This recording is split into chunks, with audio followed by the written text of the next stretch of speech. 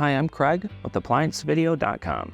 Today, we'll be taking a look at your fresh food thermistor on this Whirlpool 4-door refrigerator.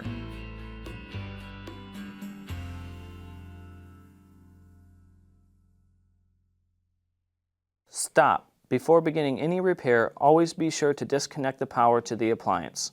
It is also recommended to test the outlet for the proper voltage.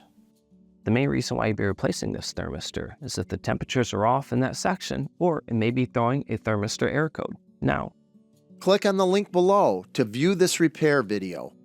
ApplianceVideo.com guides you step by step, giving you the confidence to avoid recalls and callbacks, also saving time on repairs. Whether you're up against an uncommon repair or the latest appliance on the market, our videos have been created with you in mind. Our growing library of videos have been produced using our factory-certified technicians who have extensive infield experience over the past 30 years. ApplianceVideo.com provides high-quality repair videos that anyone can follow, regardless of their skill level. We are here to help. Click on the link below to view this repair video and let us help you do it right the first time.